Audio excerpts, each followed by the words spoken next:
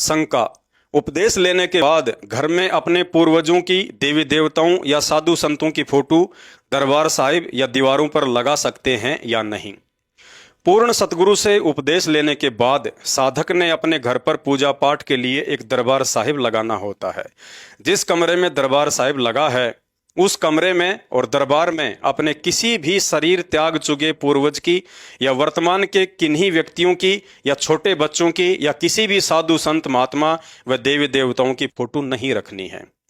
जब तक पतिव्रता पद पर रहकर हमारी आस्था हमारे एक सतगुरु भगवान में नहीं बनेगी तब तक हम मोक्ष के अधिकारी नहीं बन पाएंगे। गुरुदेव भगवान ने बताया कि इराक में बलख शहर का राजा अब्राहिम सुल्तान था, जिसने परमात्मा के लिए राज भी त्याग दिया था। वही अब्राहिम सुल्तान एक समय मक्का गया हुआ था। उसका मकसद था कि भ्रमित मुसलमान श्रद्धालु मक्का में हज के लिए या वैसे भी आते जाते रहते हैं, उनको समझाने के लिए वहाँ कुछ दिन रुका जाए। वहाँ उनके कुछ शिष्य भी बने। किसी हज यात्री ने बलख शहर में जाकर बताया कि अब्राहिम मक्का में रहता है। छोटे लड़के ने पिताजी के दर्शन करने की जिद की तो उसकी माता, लड़का व नगर के कुछ स्त्री पुरुष भी साथ चले और मक्का में जाकर इब्राहिम से मिले।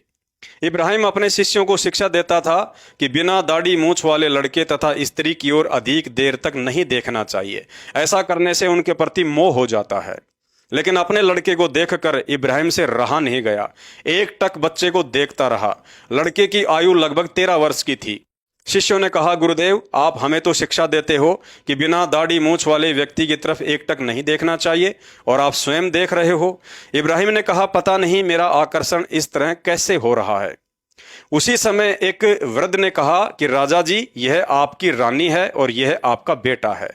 आप जब राज्य त्याग कर आए थे उस समय यह माता के गर्भ में था, आपसे मिलने आए हैं। उसी समय लड़का पिताजी के चरणों को छूकर गोद में बैठ गया। इब्राहिम की आंखों में ममता के आंसू छलक आए। उसी समय परमेश्वर की ओर से आकाशवाणी हुई कि हे सुल्तानी, अब तेरे को मेरे से प्रेम नहीं रहा, अपने परिवार से प्रेम है, अपने घर पर चला जा, भक्ति करना आपके वश की बात नहीं है। उसी समय इब्राहिम को झटका सा लगा तथा आंखें बंद करके प्रार्थना की, हे परमात्मा, मेरे वश से बाहर की बात है, या तो मेरी मृत्यु कर दो या इस लड़के की।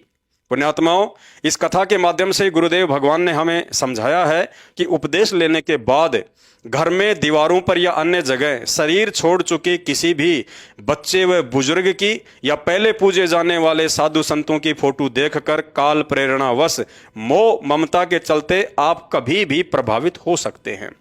जैसे सब कुछ त्यागने के बाद भी बच्चे के माध्यम से काल ने इब्राहिम सुल्तान को ठग लिया था। इसलिए मोक्ष प्राप्ति के लिए गुरुदेव भगवान का आदेश भक्ति मार्ग में सबसे ऊपर रखकर चलना होगा और इसी आदेश के चलते दरबार साहिब में या घर में अपने गुरुदेव भगवान के अलावा किसी की भी फोटो नहीं रखनी है।